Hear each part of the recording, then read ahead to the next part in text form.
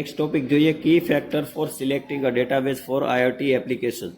Okay, તો મુખ્યત્વે 5 કી factor જે છે જે આપણે સ્ટડી કરવાના છે. ફર્સ્ટ ઓફ ઓલ જોઈએ આગળ, તો યોગ્ય આઈઓટી ડેટાબેઝ પસંદ કરવા માટે આઈટી એડમિનિસે પહેલાં ડેટા પ્રકારો અને ડેટા ફ્લોનું મૂલ્યાંકન કરવું જોઈએ અને તેમની કાર્યાત્મક કામગીરી અને અન્ય વ્યવસાયિક આવશ્યકતાઓને વ્યાખ્યાયિત કરવી જોઈએ. તો મુખ્યત્વે 5 ફેક્ટરો છે, બરોબર, જે આપણે નીચે મુજબ જોશું. બરોબર, ફર્સ્ટ છે ડેટાબેઝ સંગ્રહિત અને મેનેજ કરશે તે ડેટા પ્રકારનું મૂલ્યાંકન કરો. બરોબર, ફર્સ્ટ પોઈન્ટ છે કી ફેક્ટરમાં. તો જે આઈઓટી ડેટા પ્રકારો પોતે ઉપયોગમાં કિસ્સાઓમાં જેટલા વૈવિધ્યસભર છે, પરંતુ તે ઘણી શ્રેણીઓમાં આવી શકે છે, જે નીચે મુજબ સમાવેશ થાય છે. તો મુખ્યત્વે એ 5 પ્રકારની શ્રેણીઓમાં બતાવેલ છે. ઓકે, આ ક્વેશ્ચન જીટીયુમાં એટલો બધો ઇમ્પોર્ટન્ટ ના ગણી શકાય, બટ ક્વેશ્ચન જો જીટીયુમાં પૂછાય તો કી ફેક્ટર વાળો, ઓકે, તો આ બધા પોઈન્ટ તમારે લખવાના થાય. બરોબર, 4 માર્કનો ક્વેશ્ચન જીટીયુમાં તમને પૂછી શકે. ફર્સ્ટ છે ઉપકરણ મેટા ડેટા. તો આમાં કોનો સમાવેશ થાય? તો ઉપકરણ આઈડી, બરોબર, ભૌતિક ઉપકરણ માટે અનન્ય ઓળખકર્તાનો સામેલ હોઈ શકે છે. બરોબર, પછી વર્ગ છે, પછી એના પ્રકાર. ઓકે, તો આ બધાનો સમાવેશ થાય છે. તો હાર્ડવેર સિરિયલ નંબર, તો હાર્ડવેર સિરિયલ નંબર અને વર્તમાન રૂપ રેખાંકન અથવા તો સંરક્ષણ આ ડેટા પ્રમાણિત સ્થિર છે. બરોબર, હવે નેક્સ્ટ છે ઉપકરણ સ્થિતિ માહિતી. આ ઉપકરણ માટે વિવિધ સંબંધિત સ્થિતિઓનો સમાવેશ થાય છે. ઓકે, જેમ કે ચાલુ બંધ કરવી, ઓકે, સક્રિય અને નિષ્ક્રિય રેકોર્ડિંગ. આ ડેટા ડાયનેમિક હોઈ શકે છે. બરોબર, આ બધું કોનો સમાવેશ થાય છે? તો ઉપકરણ સ્થિતિ માહિતીમાં એનો સમાવેશ થાય છે. બરોબર, નેક્સ્ટ છે ટેલિમેટ્રી. ટેલિમેટ્રીમાં શું છે? તો ઉપકરણોનો ડેટા ભેગો કરે છે. ઉપકરણ જે ડેટા ભેગો કરે છે. બરોબર, આપણે ધારી રહ્યા છીએ કે સેન્સર અથવા તો ઉપકરણ જેનું પ્રાથમિક કાર્ય ડેટા એકત્રિત કરવાનું છે, સામાન્ય રીતે સ્ટ્રીમિંગ ડેટા તરીકે આવે છે. દરેક એકમને બદલે છે અને ચેનલ ગોઠવાય છે. બરોબર, ટેલિમેટ્રી ડેટામાં. હવે આદેશ ડેટા. આ ડેટા એક્યુએટર અથવા તો ઉપકરણને ક્રિયા કરવા માટે નિયંત્રિત કરે છે, જે ડાબે ફ્લો અને ઝડપ અપ કરો એવો આદેશ આપે છે. બરોબર, હવે ઓપરેશનલ ડેટા. બરોબર, ફિફ્થ આપણો લાસ્ટ જે ફર્સ્ટ કી ફેક્ટરનો લાસ્ટ જે છે એ ઓપરેશનલ ડેટા. સીપીયુ વપરાશ, મેમરી વપરાશ અને ગરમી સહિત ઉપકરણોની કામગીરીનો વિશેષનો ડેટાનો સમાવેશ થાય છે ઓપરેશનલ ડેટામાં. ઓકે, નેક્સ્ટ જોઈએ ડેટા પ્રવાહનો નકશો બનાવવો. ઓકે, તો આઈઓટીમાં જે આપણે ઓળખવું જોઈએ કે વિવિધ પ્રકારના ડેટાને એકત્રિત કરવામાં આવે છે. ઓકે, વિશ્લેષણ કરવામાં આવે છે, રૂપાંતરિત થાય છે, તેમજ ડેટા અન્ય સિસ્ટમમાં કેવી રીતે એકત્રિત થાય છે, શું ડેટાએ સમૃદ્ધ બનાવવાની જરૂર પડશે અને તેને કાર્ય બિંદુ પર કેપ્ચર અને લોગ કરવાની જરૂર પડશે. બરોબર, ડેટા સ્ટોરેજ અને પ્રતિકૃતિના ક્ષેત્રોને ઓળખવાની ખાતરી કરો.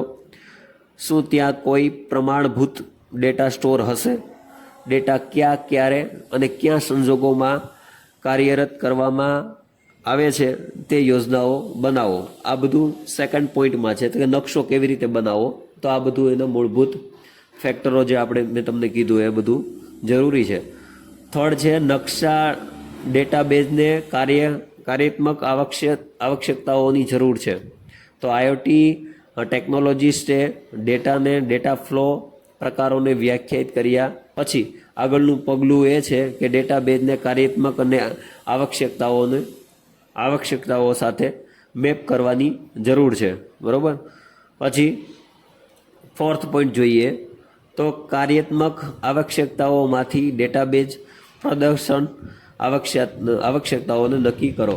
બરોબર, તો તેમાં ટૂંકમાં ડેટાબેઝ સામાન્ય રીતે પ્રદર્શન એટલે કે વાંચવા અને લખવાનો પ્રતિસાદ સમય, અને દીર્ઘાયુષ એટલે કે ડેટા રહે છે અને વર્તમાનમાં રાખવાનો સમય, તે સમયની લંબાઈ.